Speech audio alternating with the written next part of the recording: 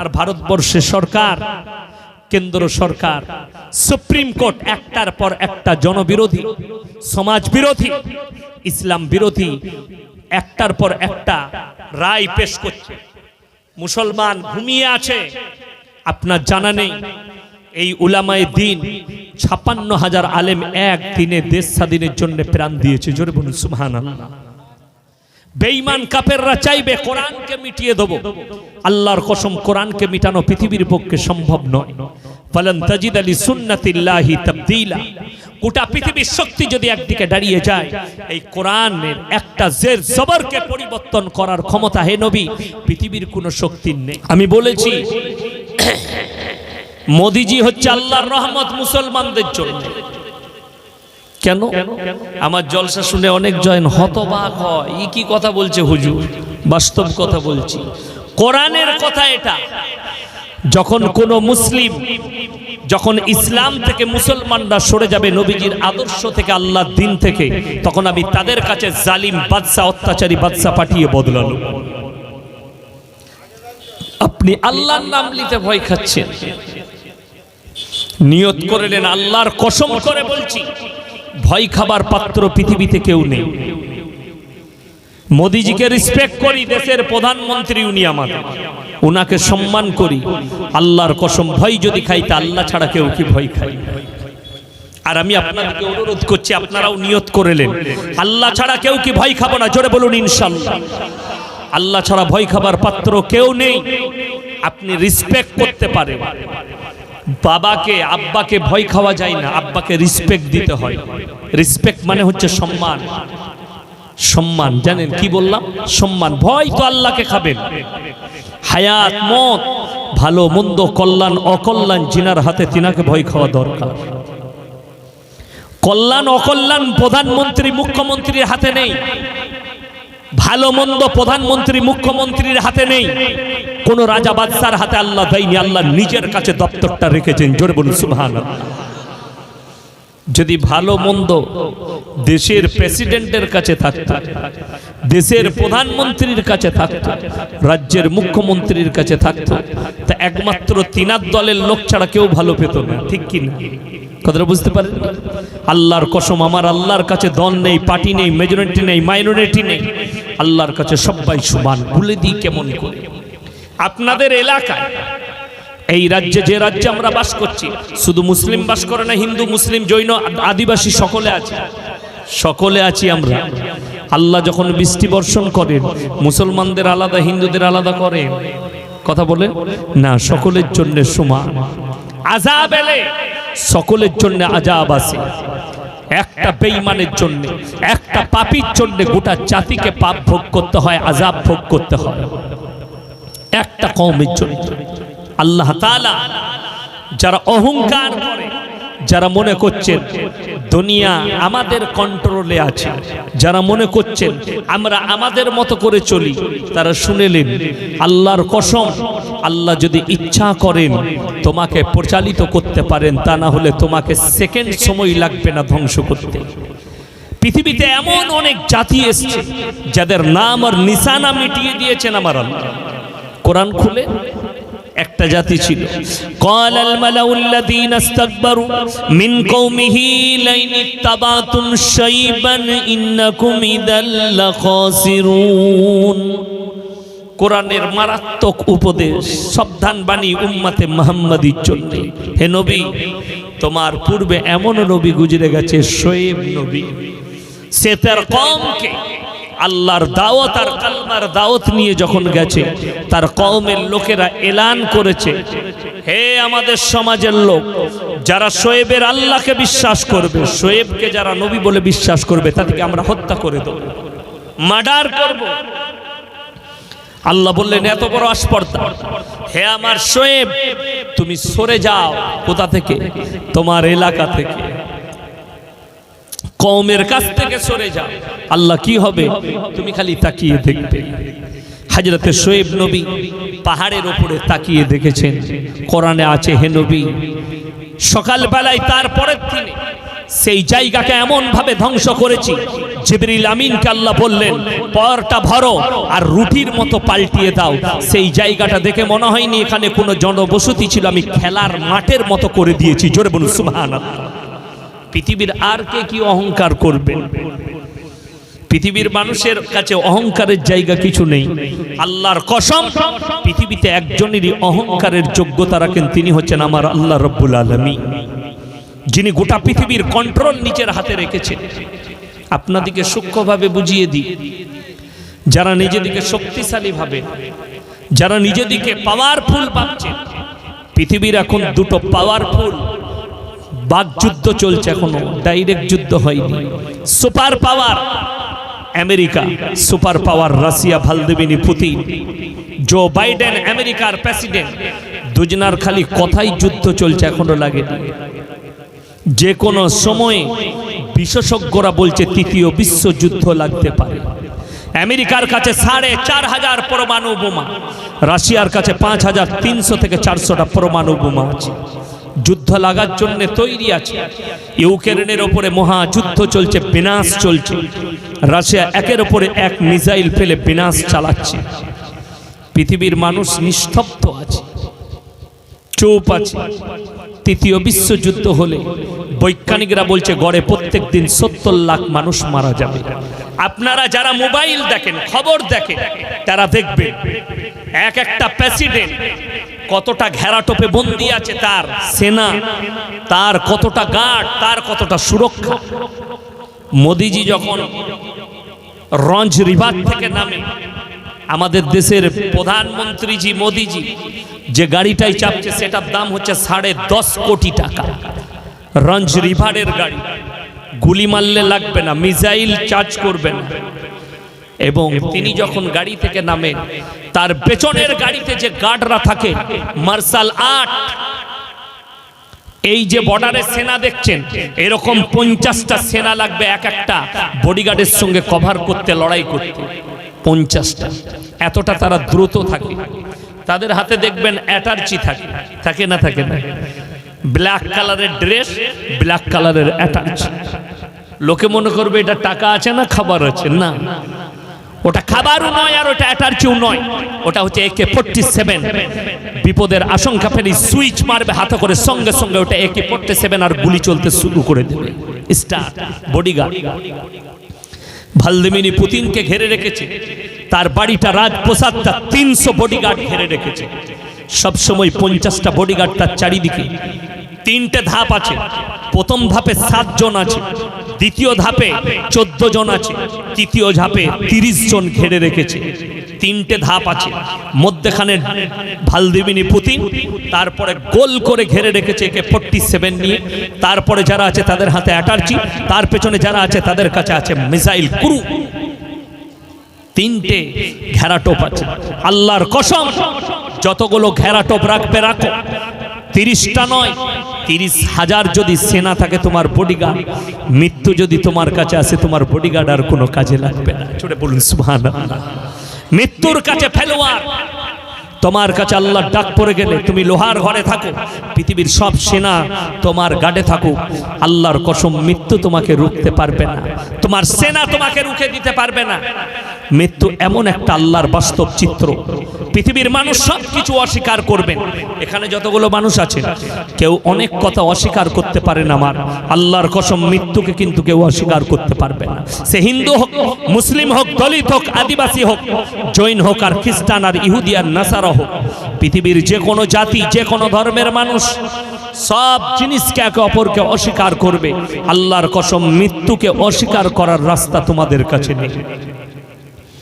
যতগুলো ডাক্তার কলকাতায় আছে, সবাইকে এক কাছে করে ডেকেলেন, আপনার উত্তর 24 পরগনার একটা ময়দানে দাঁড় করান, আর তাদেরকে জিজ্ঞেস করুন, স্যার একটু বলবেন আল্লাহ রূহটা মানুষের মধ্যে কোথায় রেখেছে? তারা পাগল হয়ে যাবে। পৃথিবীর বিজ্ঞান ফেলুয়ার হয়ে যাবে, ফেলুয়ার হয়ে যাবে আমার আল্লাহর কুদরতের কাছে। পৃথিবীর মানুষের ক্ষমতা নাই কিয়ামত পর্যন্ত আল্লাহ মানুষের মধ্যে রূহটাকে কোথায় রেখেছেন এটা বলে বর্ণনা করুন। কেন? আমার নবী বিশ্ব নবী জনাবে মুহাম্মাদুর রাসূলুল্লাহ, সকলে বলুন সাল্লাল্লাহু আলাইহি ওয়াসাল্লাম।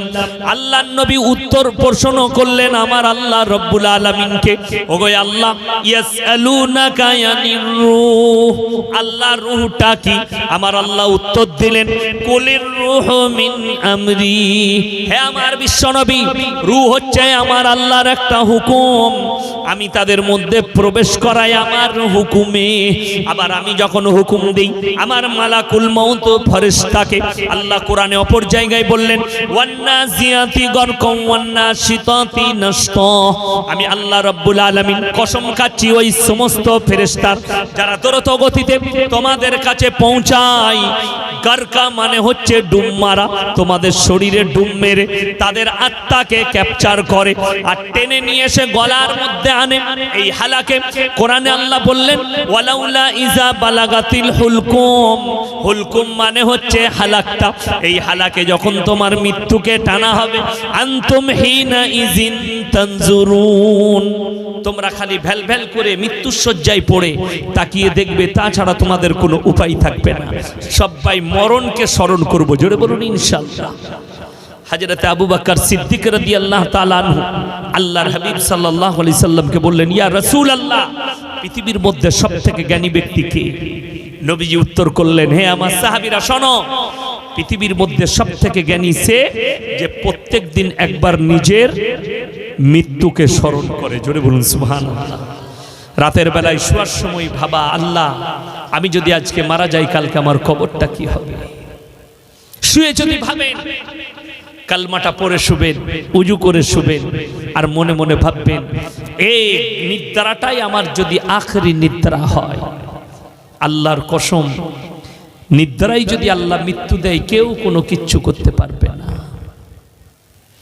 মানুষ চিন্তা করে মরে যাওয়ার পরে, কি বলুন তো, ডাক্তার দেখালে ভালো হতো, ঠিক কিনা? ও এটা করলে ভালো হতো। তোমার ভাবনা, চিন্তা, চেতনা সব একদিকে, আল্লাহর ফয়সালা একদিকে। মৃত্যু বাহানাতে দান করেন আল্লাহ। মানুষ খালি ভাবনা করে, বলে। সেদিনে আমার ফুপুই তো 1.5 শ্বাস,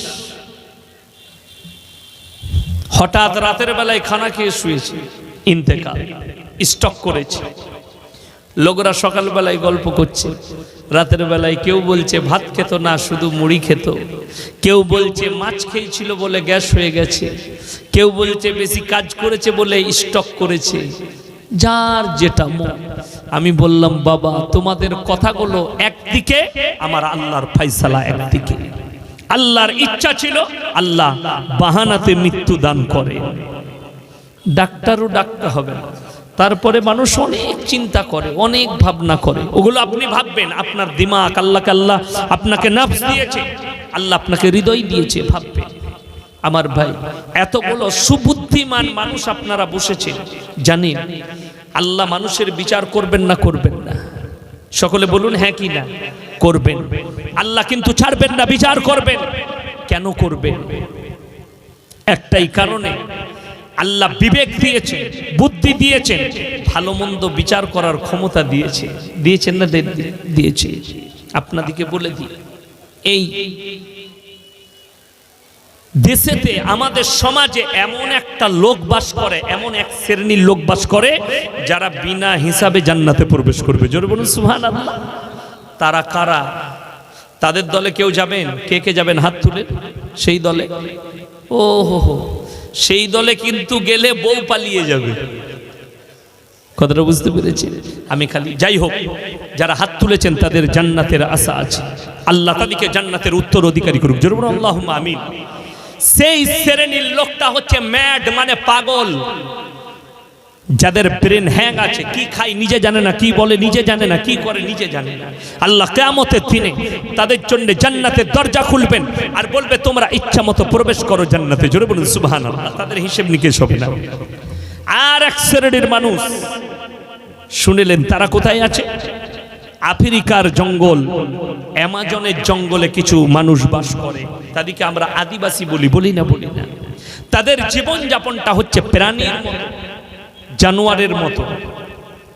তারা কথা বলে না, কথা কম বলে, কেউ কথা বলে কেউ বলে না, এবং তারা ধর্ম সম্পর্কে তাদের কোনো আকীদাই নাই। তারা এটা জানেই না ধর্ম কি, ইসলাম কি, এসব কিছু জানে না। আল্লাহ কি, তাদের সৃষ্টিকর্তাকে, এই সম্পর্কে তাদেরকে কেউ জ্ঞানই দেয়। তাদের জন্য কিয়ামতের দিনে হাদিসে আছে আল্লাহ দুটো দরজা খুলবেন, একটা জাহান্নামের আর একটা জান্নাতের, আর তাদেরকে অর্ডার করা হবে তোমাদের জন্য বিচার নাই, তোমরা তোমাদের ইচ্ছা মতো দরজায় প্রবেশ করো। জোরে বলুন সুবহানাল্লাহ। যারা জান্নাতে প্রবেশ করে যাবে তারা জান্নাতি, যারা জাহান্নামে নিজের ইচ্ছায় প্রবেশ করবে তারা জাহান্নামে যাবে। তারা জ্বলার পরে, তাদের অহংকার চূর হওয়ার পরে তাদেরকে আল্লাহ আবার পুনরায় জান্নাতে দিবেন। জোরে বলুন সুবহানাল্লাহ। যেহেতু জীবনে তাদের কোনো পাপই নেই, তারা না পাপ করেছে। শুনেন, আপনার বিচার কেন হবে? আপনাদের এখানে ভালো বাজার কোথায় আছে? জীবনতলা বাজার। আপনি যদি সকালবেলায় উঠে হাটে যান, বাজারে যান, বাজারে গিয়ে কানা বেগুনগুলো কেউ কিনবে? এ কথা বলে আপনাদের দেশে লোক আছে যে আমাকে কানা বেগুন দে? না। যদি কেউ কানা বেগুন কিনে নিয়ে আসে, বউ বলবে তুমি কানা নি কি গো, দেখে নাও নি, ঠিক কি না? আপনি কানা বেগুন নেবেন না, ঘুরিয়ে দেখে নেবেন মালটা কানা না ভালো। আপনি বেচে টমাটর নেবেন, মাছের পেটটা টিপে দেখে নেবেন মাছটা পচা না ভালো। আপনি টিপে টিপে মাল নেবেন, আর আমার আল্লাহ কানা মালগুলোকে কিয়ামতের দিনে কি করে নেবেন? কথাটা বুঝতে পারেননি? কেন কানা বলছি? আল্লাহ আপনাকে বিবেক দিয়েছে, বুদ্ধি দিয়েছে, সুবুদ্ধি দিয়েছে, আপনার জ্ঞান আছে, আপনি ভালোটা খান, আপনি বুঝতে পারছেন কানা বেগুনটা আমার জন্য ভালো নয়, তাহলে আপনি কেন বুঝতে পারবেন না আমার সৃষ্টিকর্তাকে, আমার রবকে? আমি কে হক দেখতে পাচ্ছি। আপনাকে বিচার করতে হবে হকটা। হক বিচার পেয়ে যাবেন এক্ষুনি। আপনাকে বলে দিই, একটা পাথর, সেই পাথরটা লড়াচড়া করার ক্ষমতা নেই, আছে? আপনারা বলুন, একটা পাথর লড়তে পারে, কথা বলতে পারে? সেই পাথরটা যখন লড়াচড়া করতে পারে না, কথা বলতে পারে না, জানতে হবে সে আপনার উপকার দিতে পারে পারে না।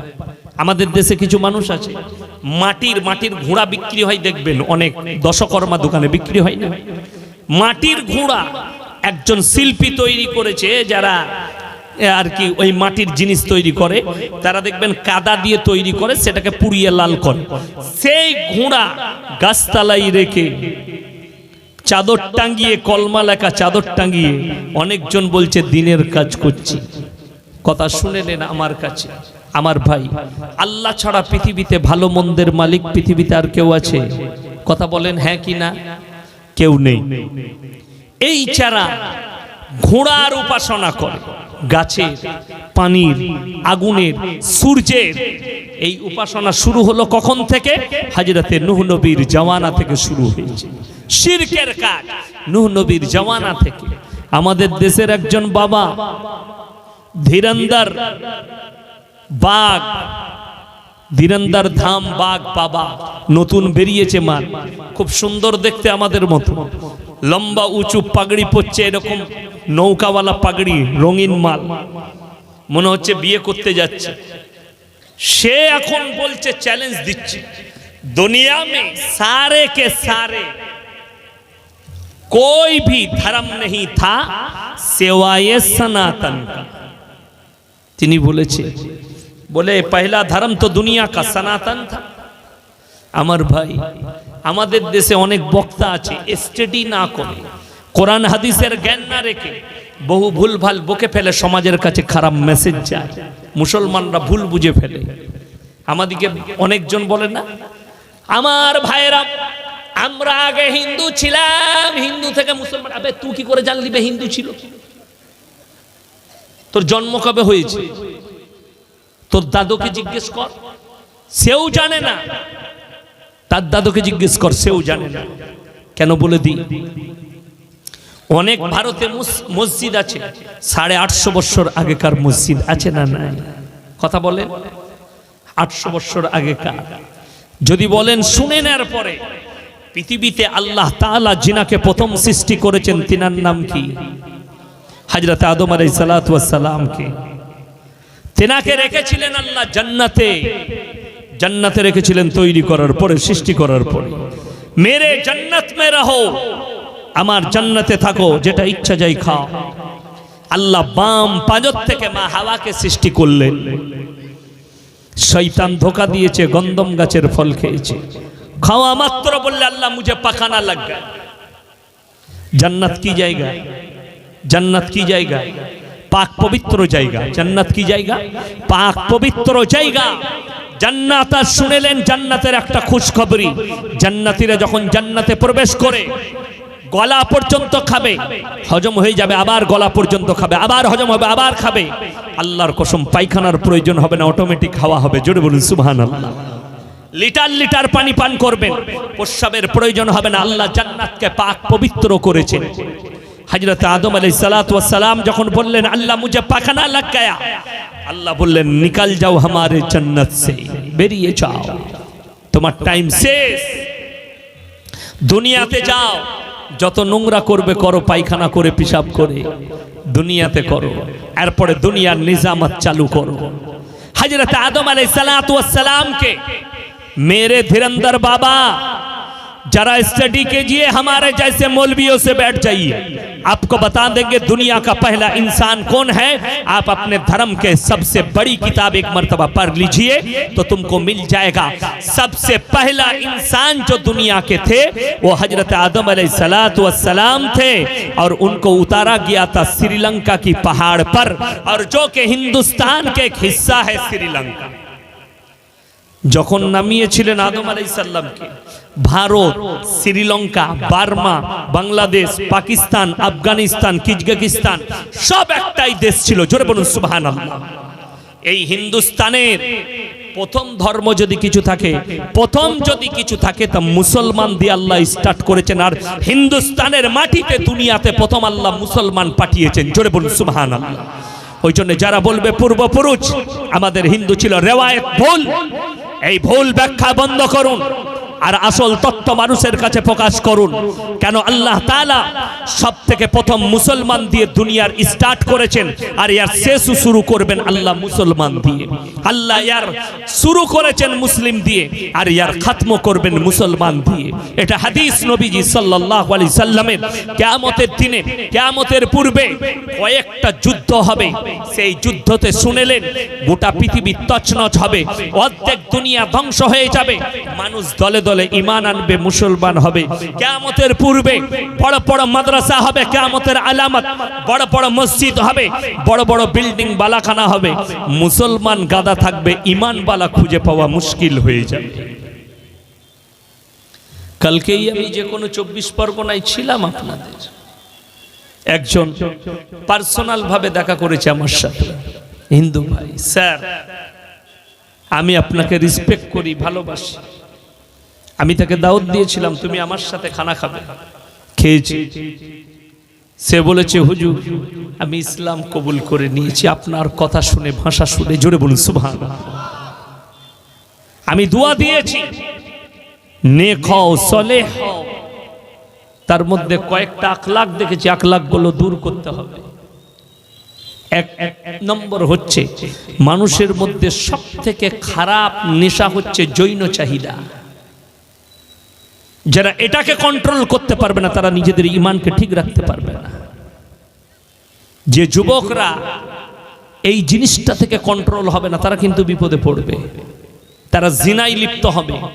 আর বলে দিই, যে যুবকরা বুঝতে পারবে যে আমার জৈন চাহিদা বেশি, তারা নিজেদের মা বাবাকে বলো বিবাহ দাও, যদি তারা না দেয় তোমার পছন্দ মতো করে নাও, অসুবিধা না। আপনার ভারতবর্ষের সরকার, কেন্দ্র সরকার, সুপ্রিম কোর্ট একটার পর একটা জনবিরোধী, সমাজ বিরোধী, ইসলাম বিরোধী একটার পর একটা রায় পেশ করছে। মুসলমান ঘুমিয়ে আছে, আপনার জানা নেই এই উলামায়ে দ্বীন ৫৬,০০০ আলেম এক দিনে দেশ স্বাধীনের জন্য প্রাণ দিয়েছে। জোরে বলুন সুবহানাল্লাহ। বেঈমান কাফেররা চাইবে কোরআনকে মিটিয়ে দেব, আল্লাহর কসম কোরআনকে মিটানো পৃথিবীর পক্ষে সম্ভব নয়। ফালান তাজিদা লিসুন্নাতিল্লাহি তাবদীলা। গোটা পৃথিবীর শক্তি যদি একদিকে দাঁড়িয়ে যায়, এই কোরআনের একটা জের জবরকে পরিবর্তন করার ক্ষমতা হে নবী পৃথিবীর কোনো শক্তির নেই। আপনাদেরকে বলে দিই, আপনারা বাড়িতে কোরআন রাখেন, বাড়িতে কোরআন রাখেন না দুজদানে লেপটিয়ে অনেক মায়েরা মনে করে আমরা কোরআনটাকে এত হেফাজত করে রেখেছি। না, আমার আল্লাহ কোরআনটাকে কাগজের মধ্যে হেফাজত করেননি, ওটা আপনি সম্মানার্থে রেখেছেন, ওটা হেফাজত নয়। আমার আল্লাহ রাব্বুল আলামিন নিজে ওয়াদা করেছেন, ইন্না নাহনু নাযালনা যিকরা ওয়া ইন্না লাহুল হাফিজুন। আমি আল্লাহ কোরআনকে অবতীর্ণ করেছি আর এই কোরআনের হেফাজতের দায়িত্ব আমি আল্লাহ নিজে নিয়েছি। জোরে বলুন সুবহানাল্লাহ। কোথায়? আপনারা চোখে দেখলেন পৃথিবীর যতগুলো কোরআন আছে সব জ্বালিয়ে পুড়িয়ে শেষ করে দাও, কিন্তু একটা যদি হাফিজে কোরআন জিন্দা থাকে 100 কোটি কোরআন ছেপে আবার আসবে। জোরে বলুন সুবহানাল্লাহ। কটা সিনেকে জ্বালাবে? এই ভারতে 200 বছর রাজত্ব করেছে ইংরেজের বাচ্চারা, গুজরাটের গোমতী নদীর তীরে কয়েক লক্ষ কোরআনকে জ্বালিয়েছে। মুহাদ্দিস শাহ আব্দুল আজিজ দেহলভী রহমাতুল্লাহ আলাইহি তিনি বললেন, এই ইংরেজের বাচ্চারা শোনো, এই 10 লাখ 20 লাখ কোরআন নয়, পৃথিবীর যত কোরআন আছে সব যদি জ্বালিয়ে দাও তারপর আল্লাহর কালামকে মিটানো যাবে না। বললে কেন? বলে এই ইংরেজের বাচ্চারা শোনো, আল্লাহ কাগজের মধ্যে কোরআনকে হেফাজত করেননি, আল্লাহ নিজে দায়িত্ব নিয়েছেন। একটা হাফিজে কোরআন যদি পৃথিবীর বুকে জিন্দা থাকে এরকম 100 কোটি কোরআন ছেপে আসবে। জোরে বলুন সুবহানাল্লাহ। আমার ভাই, শুধু তাই নয়, এই কোরআন উম্মতে মুহাম্মাদীকে ভালোবেসে আল্লাহ দান করেছেন। এই কোরআন সম্পর্কে কোরআনের ওজন, আপনার বাড়িতে যে কোরআনটা রাখা আছে খুব জোর 2 কেজি হতে পারে, কারোর বাড়িতে একটু বড় হলে 2.5 কেজি, 3 কেজি, 5 কেজি, 5 কুইন্টাল হতে পারে, 50 কেজি হতে পারে। আল্লাহর কসম, এটা কোরআনের ওজন নয়, ওটা কাগজের ওজন, ওটা আপনার যেরকম পেপার দিবেন সেটার ওজন। আল্লাহর কসম, কোরআনের ওজন জানতে গেলে কোরআনকে জিজ্ঞেস করো। কোরআন বলছে, লাউ আনজালনা হাদাল কুরআন আলা জাবালিল রাআইতাহু খাশিয়াম মুতাসাদ্দিয়াম মিন খাশিয়াতিল্লাহ। আমি যদি এই কোরআনটাকে পাহাড়ের উপরে অবতীর্ণ করিতাম, আমার ভয়ে কোরআনটা পাহাড়টা চূর্ণ বিচূর্ণ হয়ে যেত। জোরে বলুন সুবহানাল্লাহ। আমার ভয়ে কোরআনের ওয়েটকে নিবার ক্ষমতা পাহাড়েরও থাকেনি, পাহাড়টা চূর্ণ বিচূর্ণ হয়ে যেত। আমি উম্মতে মুহাম্মাদীকে ভালোবেসে দান করেছি। পৃথিবীর মানুষের ক্ষমতা নেই, পৃথিবীর যতগুলো শক্তি আছে বেঈমান কাফেরের সব যদি একদিকে দাঁড়িয়ে যায়, ফালান তাজিদা লিসুন্নাতিল্লাহি তাবদীলা, তারপরও আমার কোরআনের একটা জের জবরকে পরিবর্তন করার ক্ষমতা পৃথিবীর কোনো শক্তির নেই। জোরে বলুন সুবহানাল্লাহ। আমার ভাই, আজকে আমি আপনাদেরকে বলবো, হাত তুলে বলুন তো কোরআনের সাথে কে কে মহব্বত করবে? হাত তুলে। মাশাআল্লাহ, কোরআনের সাথে মহব্বত। কিয়ামতের দিনে জান্নাতীরা যখন জান্নাতে যাবে আর জাহান্নামীরা জাহান্নামে প্রবেশ করবে, জান্নাতীরা জাহান্নামী দিওকে প্রশ্ন ছুড়ে দিবে, ফি জান্নাতি ইয়াতাসাআলুনা আনিল মুজরিমিনা মা সালাকাকুম ফিস সাকার। তোমরা কেন জাহান্নামে গেলে? তারা 1 নম্বর উত্তর দেবে, ক্বালু লাম নাকু মিনাল মুসাল্লিন, আমরা মুসল্লিদের মধ্যে ছিলাম না। ওয়ালাম নাকু নুতিমুল মিসকিন, আর আমরা মিসকিনকে খানা খাওয়াইতাম না, তাই আল্লাহ আমাদিকে জাহান্নামে পাঠিয়েছেন। ওয়া কুন্না নাখুদু মাল খাইদিন, আর দাড়ি টুপি নামাজি মুসল্লিদিকে দেখে হাসি ঠাট্টা বিদ্রুপ করত, আর তাদের সায়ে সাই দিতাম, তাই আল্লাহ আমাদিকে জাহান্নামে পাঠিয়েছেন। ওয়া কুন্না নুকাজ্জিবু বিয়াউমিদ্দিন, আর আমরা বিচারের দিবসকে মিথ্যা বলে মনে করিতাম, তাই আল্লাহ আমাদিকে জাহান্নামে পাঠিয়েছেন। আর অপর জায়গায় আছে আমার ভাই, 3টে কথার উপরে যে মুসলমানরা আমল করবে আল্লাহ তাদের মালে কারোবারে ব্যবসায়ী বরকত দিবেন। জোরে বলুন সুবহানাল্লাহ। কটা বললাম? 3টে। ওয়া আতিদাল কুরবা হাক্কাহু ওয়াল মিসকিন ওয়াবনাস সাবিলি ওয়ালা তুবাদ্দির তাবদীরা ইন্নাল মুবাদ্দিরিনা কানু ইখওয়ানাশ শায়াতিন ওয়া কানাশ শাইতানু লিরাব্বিহি কাফুরা। ওয়া আতিদাল কুরবা, সবথেকে প্রথমে তোমরা তোমাদের মাল দিলে কাছের গরিবের পেছনে খরচ করবে। ওয়াল ইয়াতামা ওয়াল মাসাকিন, তারপরে তোমরা দেখবে তোমার এলাকায় কোথায় ইতিম মিসকিন আছে তখন তোমরা তাদের পেছনে খরচ করবে। ওয়াবনাস সাবিলি ওয়ালা তুবাদ্দির তাবদীরা। আর তৃতীয় নম্বর হচ্ছে তোমরা মুসাফিরের সঙ্গে ভালো ব্যবহার করবে। এই তিনজনের যারা খবর রাখবে, খেয়াল রাখবে, আল্লাহ তাদের মালেতে কারোবারে বরকত দেবেন, তাদের ব্যবসায় বরকত দেবেন। কোরআনে অপর জায়গায় আছে আর ওয়াইতাল্লাযী ইউকাদ্দিবু বিদ্দিন। ওগো নবী আপনি কি দেখেননি যারা মিনকে মিথ্যা মনে করে? ফাযালিকাল্লাযী ইয়াদুল ইয়াতীম। ওই ব্যক্তি সেই ব্যক্তি যে এতিমকে ধাক্কা দেয়। ওয়ালা ইয়াহুদ্দু আলা তুআমিল মিসকিন। এবং মিসকিনকে খানা খাওয়াইতে উৎসাহিত করে না। ফাওয়াইলুল লিল মুসাল্লিন। ওই রকম নামাজীদের নামাজগুলো তাদের মুখেতে ছুঁড়ে মারা হবে। তারা নামাজি কিন্তু এতিম আর মিসকিনের মালকে ভক্ষণ করার কারণে আল্লাহ তাদের নামাজগুলো তাদের মুখেতে ছুঁড়ে মারবে। সবাই নিয়ত করেন এতিম মিসকিনের আমরা খেয়াল রাখবো। জোরে বলুন ইনশাআল্লাহ। কোরআনের সংস্পর্শে আসুন, উলামাদের সংস্পর্শে টাচে আসুন। বেঈমান কাফেরদের প্রথম মেহনত হচ্ছে সমাজকে উলামা থেকে মুসলমানকে বিচ্ছিন্ন করা। তোমরা মৌলবীদের কাছে মাসলা মাসাইল জিজ্ঞেস করো না, হারাম হালাল নিজের দিমাগে বিচার করবে, ওদিকে জিজ্ঞেস করো না। এই ধরনের নিয়ম আমাদের সমাজের কিছু লোকের, এই ধরনের ভাবনা আমাদের সমাজের কিছু লোকের। তারা চিন্তা করছে যদি উলামার কাছ থেকে মুখ ফিরানো যায় এদের ঈমানকে নষ্ট করা খুব সহজ। আপনারা সকলে জানেন এই ভারতের যতগুলো মাদ্রাসা চলছে, মসজিদ আছে, আল্লাহর কৃপায় মুসলমানদের অনুদানে চলছে। জোরে বলুন সুবহানাল্লাহ। আপনারা দান খয়রাত করেন, যাকাত সদকা ফিতরার পয়সা দেন, তারপরে এই মাদ্রাসাগুলো এই প্রতিষ্ঠানগুলো চলছে। আপনারা দেখলেন এই তিনটে বাচ্চা ছোট্ট কচি কাঁচা যাদের মাথায় পাগড়ি চাপানো হলো, আল্লাহ এদেরকে কিয়ামত পর্যন্ত আল্লাহ এদের হৃদয়ে কোরআনকে গেঁথে দেখ। জোরে বলুন আল্লাহুম্মা আমিন।